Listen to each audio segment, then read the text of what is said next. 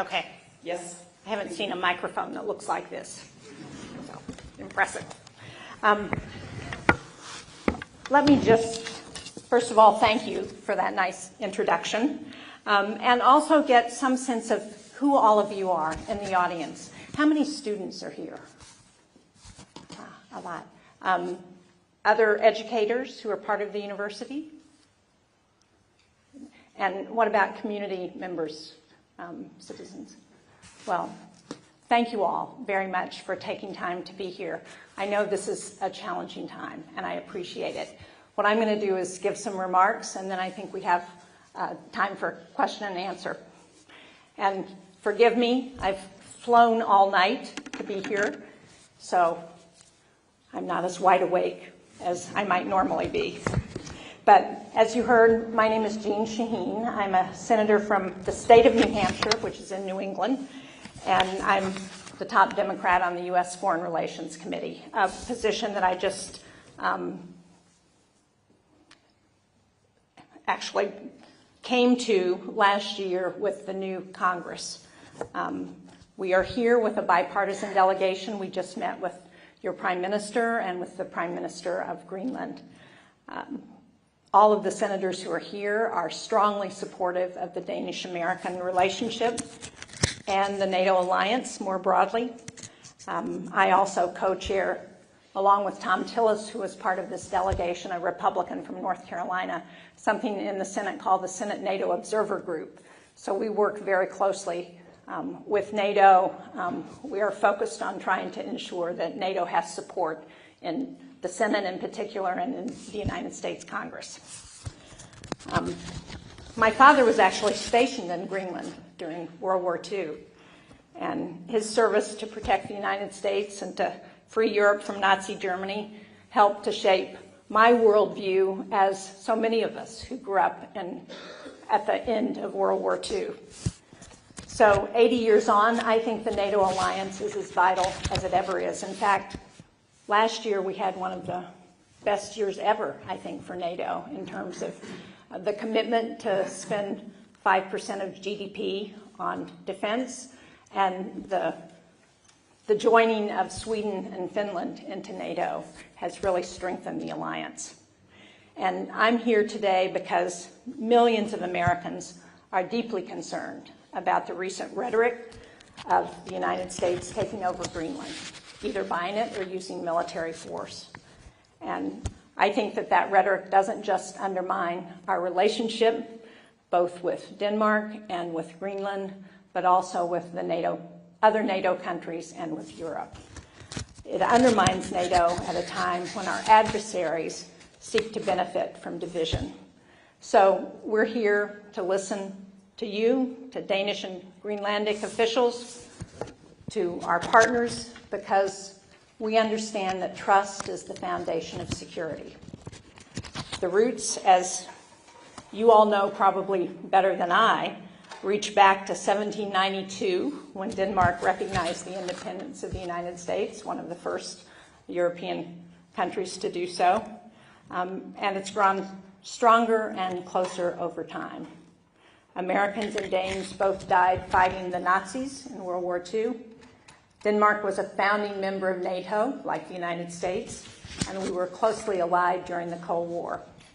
And after the United States was attacked on 9/11, Denmark was among the first to invoke Article 5, and your soldiers fought and died along our soldiers in the United States, and you lost the same percentage, sadly, of casualties in that war, one of the highest percentages among NATO allies.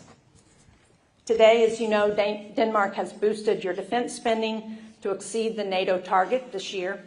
And part of that is with new investments in drones and F-35 fighter jets, which we especially appreciate. In my state of New Hampshire, we make a lot of the parts for the F-35, so I'm very focused on that. You also make ice-capable ships that will be able to patrol the Arctic, something that we don't have in the United States. We're working on it, but we have a long way to go to catch up with you all. And Denmark has been one of the leading supporters of Ukraine's defense, which I very much appreciate. And Like so many in Congress, I'm very concerned about the United States' failure to provide the support that Ukraine needs in order to win this war. Now, taken together, those commitments are exactly how alliances deter aggression and preserve peace. That's what makes NATO the strongest military alliance the world has ever seen. And it's not just defense and security. Danish-Americans have made important contributions to the United States. We have a strong economic partnership that's made possible by shared values and mutual trust. In my home state of New Hampshire and across the United States, Danish companies support good jobs. From Novo Nordisk, we have a plant in New Hampshire, to Echo, shoe companies, also in New Hampshire. And of course, every American child was raised playing with Legos. As governor, I had the opportunity to lead a trade mission to Denmark and Germany back in 2000. At that time, the ambassador to Denmark was from New Hampshire. And we had an amazing experience. Did a lot of business, but also saw some of the really wonderful cultural places that you have in the country, and had a chance to meet so many people. Now, why would anyone undermine what has been such a positive relationship? Why would anyone chip away at security and prosperity on both sides of the Atlantic? As a Democrat from the United States, I can't give you a good answer. As your Prime Minister has said, an American military takeover of Greenland would threaten NATO as we know it. And even short of that, just the suggestion that the U.S. would take Greenland by force does real damage, not just to the relationship with Greenland, with Denmark, but to America's own national security. It erodes decades of hard-won confidence among allies, and it weakens the sense of security that comes with it. And that rhetoric plays right into the hands of our greatest adversaries, Russia and China. Vladimir Putin would welcome any move that fractures NATO or diverts attention and resources away from Ukraine. It's a point that your Prime Minister made again when we met with her this morning, and she's made very eloquently over a period of time. If we're serious about limiting Russia's influence in the Arctic and beyond, the most effective way to do that is by defeating Vladimir Putin in Ukraine. And that's precisely why the current debate over Greenland makes so little sense. As your Prime Minister and Greenlandic officials have said, if the United States wants to do certain things in Greenland, whether it's build more military bases, develop the critical minerals that are there, all we have to do is partner with you all. That's been made very clear. We've had a standing treaty with Greenland dating back to 1951. And as many of you know, the United States once operated 17 bases in Greenland. As I said, my father was stationed there in World War II. It was the United States that determined that we were going to close those 16 other bases. So whether it's U.S. bases to defend against Arctic threats or critical mineral deals, your leaders here in Denmark and in Greenland have made clear that they want to partner with us. So I think the threats are not only unnecessary, they are counterproductive. They risk undermining not just our relationship with all of you in Denmark, with the people of Greenland, but the broader NATO alliance in the process. I know there are real deep concerns here in Denmark and in Greenland. Yesterday we met with your foreign minister and with the foreign minister of Greenland. They talked in very personal terms about how, particularly people in Greenland who are thinking about, their foreign minister talked about children going to bed at night, worried about whether, when they got up in the morning, they were going to have been invaded by the United States. You know, I can see why that feels personal to people. I believe saner heads will prevail. I believe that because We have institutions that are acting in the United States on both sides of the aisle in Congress. There's overwhelming support for our relationship, for NATO, and among the American people. I don't know if you all saw the recent poll that showed that 86% of Americans said they would oppose the use of military force in Greenland. And while the president doesn't listen much to Democrats in Congress, he does watch the polls in the United States.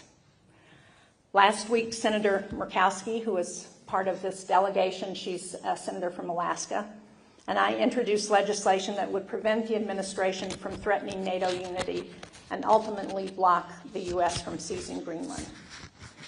We did that because we understand how important this is, not just to the United States, but to the Transatlantic Alliance. The idea of a world where we have no alliances, where we have abrogated the international world order, is not safe. It's not safe for Americans. It's not safe for Danes.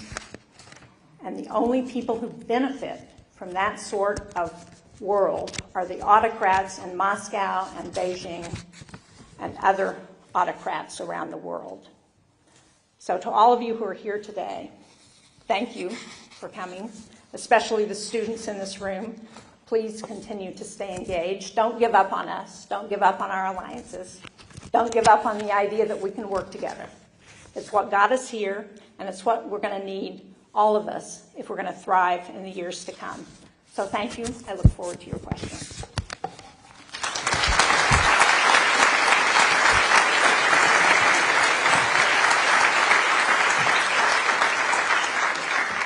I will open up the floor to questions in one moment, but I do have one question I would like to see if you could elaborate a little bit on the point you made about the institutions that are now acting within the US system. Having seen now a number of different initiatives, including your own bill, can you elaborate on what are the institutional checks and balances that we can still have some trust they will be able to withstand the current situation, and also the significance of this being a bipartisan initiative? Could you tell us a little bit more about that? You know, we in Congress are considered the Article I branch of the American government because of our Constitution. And we pride ourselves on the fact that our founding fathers and mothers said the first branch of government identified in the Constitution is going to be the branch that is the people's representatives, because we don't want a king. We don't want a sovereign. That's why we fought the revolution in the United States. And sometimes it's challenging with the partisanship that we're experiencing in the United States. It's challenging because the president has so controlled the Republican Party, the other party in Congress. But there are, as you would hear if the entire delegation that's here with us were here, you would hear that Republicans also understand that to undermine NATO, to destroy the Transatlantic Alliance, undermines the United States. It undermines our national security. And so anybody who's paying attention knows that that's not what we should be doing. We have elections this year. The fact that 86% of Americans